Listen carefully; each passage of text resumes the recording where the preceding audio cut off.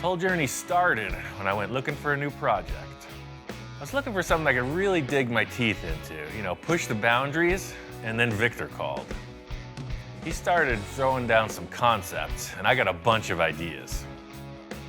This could be the most ambitious project yet. It's true, Victor is always pushing the boundaries, so let the adventure begin. Here he is, Mr. Sports Car. Man, this thing drives so good. I mean, really good. I was impressed. Victor pulls in, and he's looking really comfortable behind the wheel of that new car.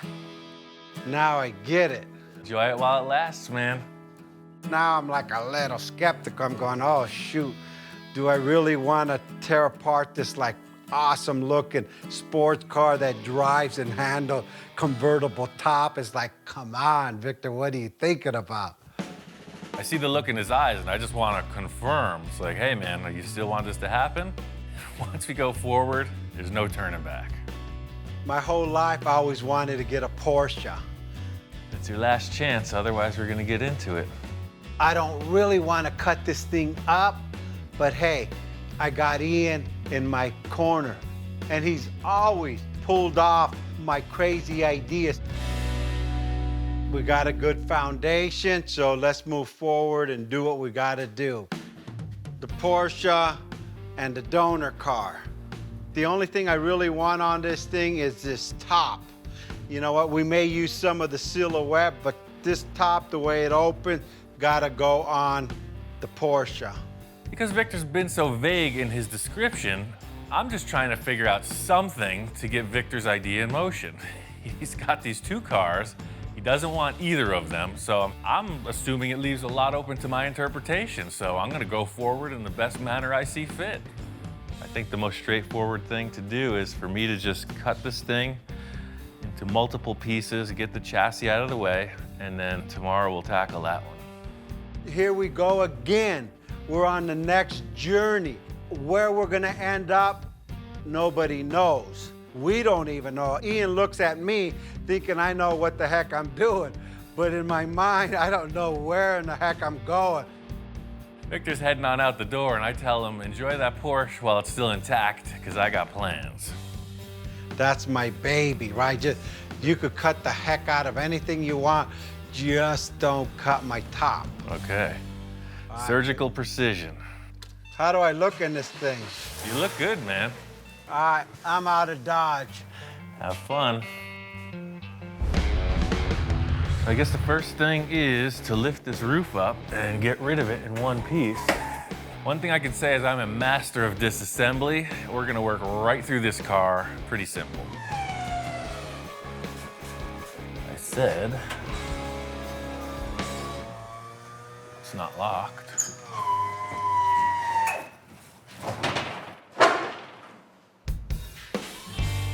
The one thing that was the sure thing, the main wish on the list, doesn't work. No good. Nothing. It's not even budging.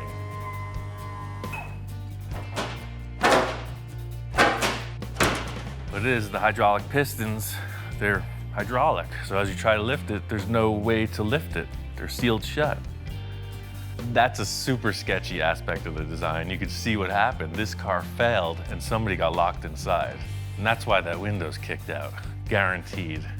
The way this roof opens is it's a hydraulic unit, so you cannot just lift it up. There's oil inside it, and it's non-compressible. So if the motor doesn't lift it, you don't lift it.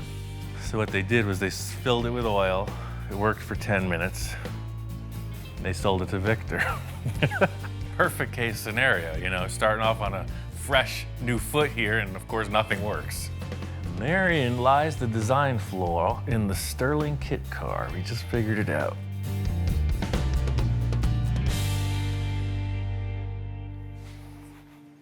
Just gonna cut these 4 bolts and start over.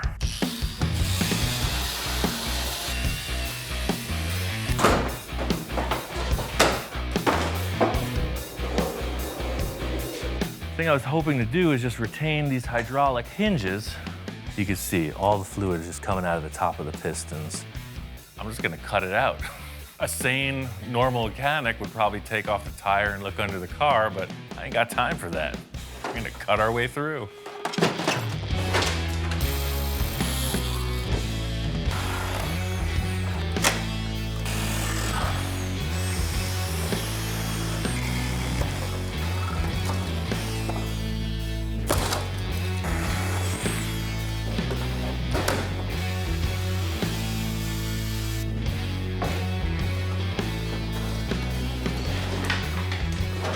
ugly body's out of the way, there's the pot of gold at the end of the kit car. It's a Volkswagen chassis, perfect running vehicle. I'm taking it home. The funny thing about putting this on the floor is all of a sudden it's just a concept car. It looked kind of weird up in the air with the Volkswagen suspension under it, but it actually looks more like some kind of a race car once it's laid down on the ground. Kit car is gone. Victor's bringing that Porsche back. It's a whole different process.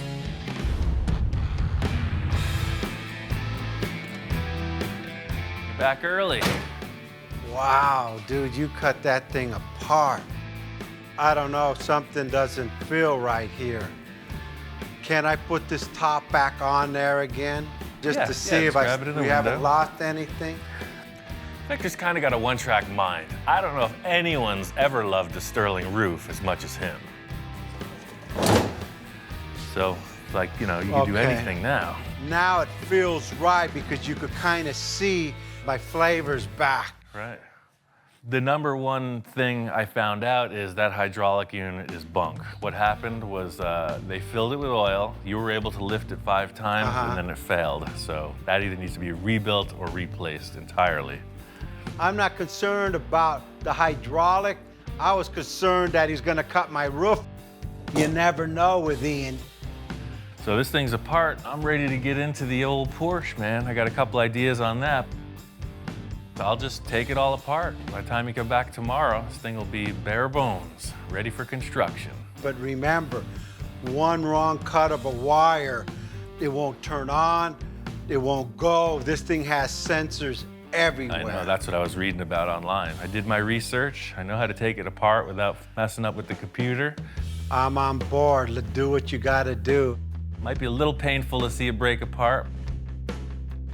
Like, really painful. You know how many people are gonna be pissed off at you, not me, people. He did it, I just watched. This is the part where some people flinch, but just like the surgeon in the operating room, you know, sometimes you just don't want to see it, but you want to get fixed. All right, man. I'll start taking it apart. Talk to you later. I'll just... Don't be nervous. I got this. You know, I have complete faith in Ian, I guess. Well, first things first is to disconnect the battery and unbolt everything I can. This is the white glove tech disassembly. What Victor doesn't know is this is a lot like a Volkswagen, just a little more high tech. The whole idea is to retain the complete drivetrain down to every last wire that the computer has a sensor for. All of this stuff is critical if this is going to pass emissions and if it's going to run properly. If you ever tried to take a door off, say, a 55 Oldsmobile, this is a totally different game. I'm not planning on using any of these body panels, but I'm also not going to beat them up. They're really nice. If we do have to retain something, we could just grab them and reuse it. Look how much stuff is hanging out beneath the fenders. Looks like a freaking Robotron or something. You can see how much room there is in the front of this car, which is perfect for the low nose profile we want to get in the end result. The OG is in the house. It's not my house, but we're still doing our same old thing. He's inspecting, he's checking stuff out, and I'm busy working as usual. What do you think? Like next level. I mean, we haven't done anything like this before. I don't think this dog is much into imports. You know, he likes the old school hot rods, customs. This is kind of a first. It's new territory. I'm guessing he's gonna warm up to it. I knew that everything from the doors forward was gonna unbolt. It came apart no problem. The back is a different story. I don't know what we're getting into. No turning back now. Waiting my whole life to do this.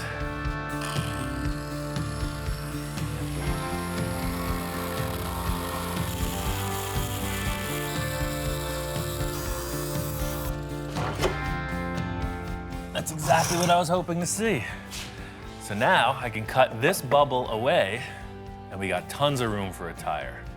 He wants flavor, I got it right here. Tire's this big. After I cut the outer fender skin off, I saw the inner wheel tub and I realized we can cut a straight line front to back and it'll allow us much more clearance for a bigger rim and tire combo. There's nothing like the smell of freshly cut Porsche in the morning. Look at that. One last thing that's in the way, and I know we're not gonna need it, is the windshield.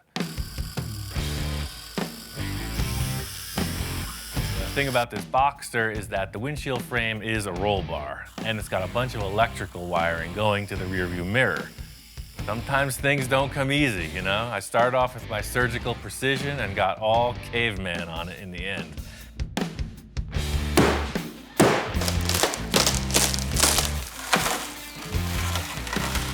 I love the choice Victor made with this Boxster. As a concept car, it's ideal. The fact that it's a convertible, all the structure's still there. That's a huge plus for a kit car scenario. If you cut the roof off a regular hardtop car, it gets flexible. It's a perfect base. It's a nice car. Glad to have destroyed it. No turning back now.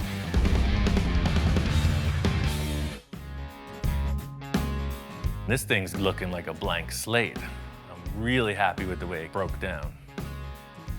What the heck did you do to my Porsche? Victor comes in reacting in his typical way when he sees something that's pretty shocking. He's trying to hold it together. You know, I think he's a little concerned.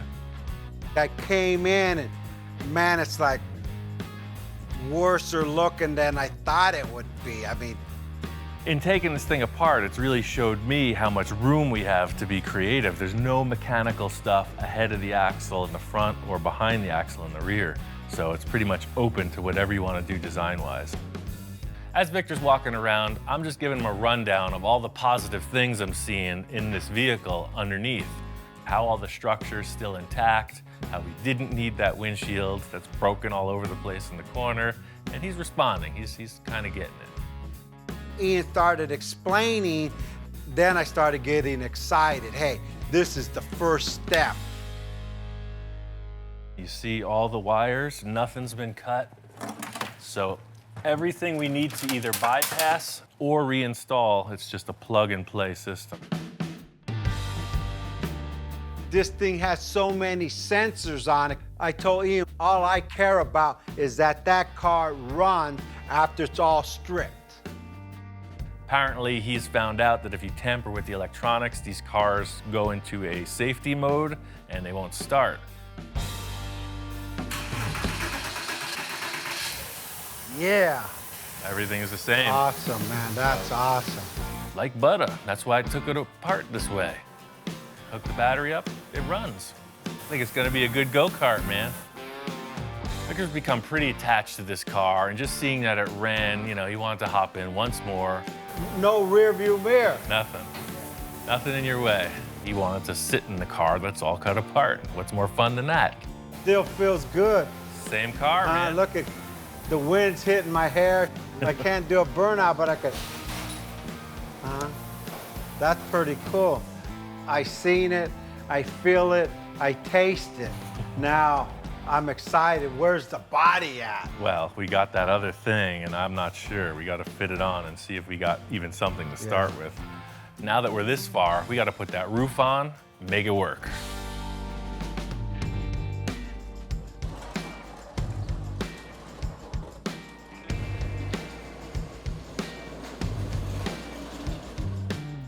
I mean, just to realize some form of an idea to hack two cars apart is a pretty big investment on your part. I hope something here is gonna work. I gotta cross my fingers. 1, 2, I need more luck. 3, 4, 5, 6. Okay, let's go for it, man. The thing that I was mainly concerned with from the start is how wide that dashboard is.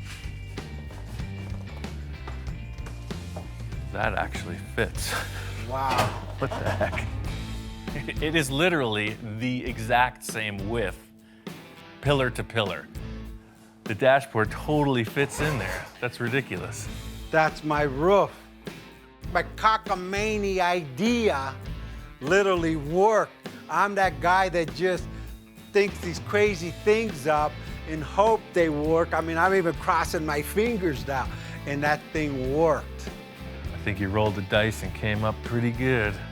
Just seeing that this roof fits, I mean, that kind of makes me fearless at this point. I was very apprehensive, but I could see how your brain's working, you know? We could do anything. I mean, hey, now it's simple. We just got to design the whole car.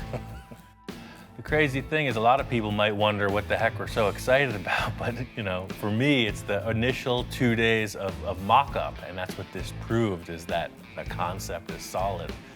You know, the whole car did have to get taken apart just so we could see this. When my children are born, it's like they're the most beautiful baby there is, and you're like, oh, and everyone's looking at it like, whoa, what's that guy looking at? The car only a mother could love. We got a little of that, a little of this, and a lot more of nothing. All we gotta do is build a car now.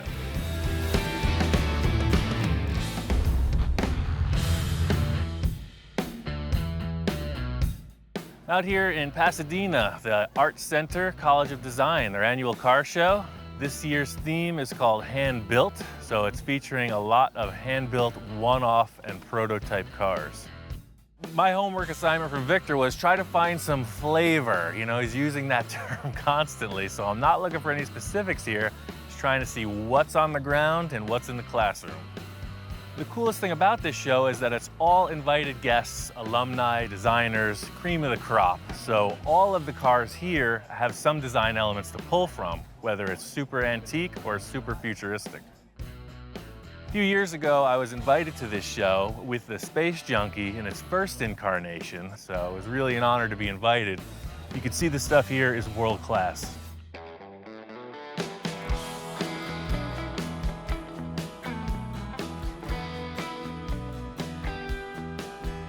They got a lot of really expensive exotic cars here. I was looking at this McLaren mostly because it has a side vent profile that mimics what Victor and I were discussing. There's also a lot of stuff that I can't even pronounce. Carbon fiber, one-off prototype supercar stuff. This McLaren has a door that opens by a wave of your hand. I don't know how it works. A heat sensor? It's like the magic touch, look at that. Yes. Super cool. Some of the things I was really paying attention to were the side vents, the exhaust placement, all the different features on these supercars. This would be a pretty interesting design for Victor's windshield, where the center comes through like that. I love these little fins coming off too. You don't see that. Same thing, all these cars, they have that divot in here and then flat. Some of them you see the engine, some of them you don't. All of these artistic things you're seeing are also for function. Tons of air vents, streamlined, just everything about them is about making the car fast and efficient. There's one bluish black car, all hand-laid carbon fiber. The exhaust is incredible, the interior is unreal. It looks like a video game rendering, but in 3 dimensions. It's like looking at any artist's work. They go through this phase or that phase, you see the work progress. When you look at the early cars, you see how it's evolved into what's going down the road today. So you can see how they're kind of dated. You know, the more modern ones are way more radical than these. Same thing with this one. That's the crazy thing. When you see the super modern stuff, if you didn't know the history, you wouldn't be able to identify them just by the look. But after studying it for a bit, they're pretty easy to pick out. You know what brand's what when you're looking at certain aspects of the vehicle. Walking through the center of the show, this is where they have all of the hand-built, one-off vehicles. A lot of aluminum bodies, just really incredible design and fabrication skill.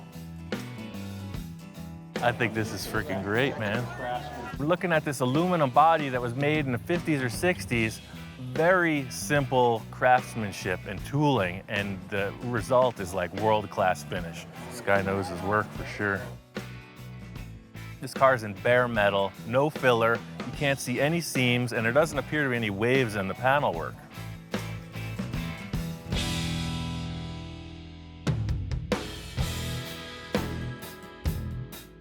It's really about trying to find something unique. I'm looking for the oddball. There's this 1936 Scarab. It's like a minivan from the past. Incredible. The thing I love about the 30s cars is the Art Deco stuff. This is totally inspired by some kind of an insect. You see the beetle on the front, the way this all opens up. I don't even care how this applies to the car we're doing, but come on, flathead V8 in the back. I want this. I'll trade this guy 6 cars for this car.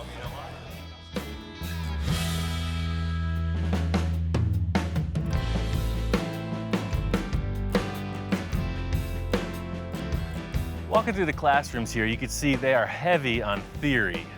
Sketching, illustration, the whole deal. It's all about ideas.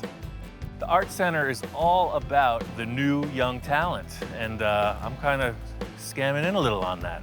Checking out the classrooms, looking around, see what all the hot young designers are up to. It's really about trying to find something unique. I want something that's completely unidentifiable and like hypnotizing. I'm really charged up. I got a million ideas. I took a bunch of pictures I want to share with Victor. I think we're ready to get started on this build.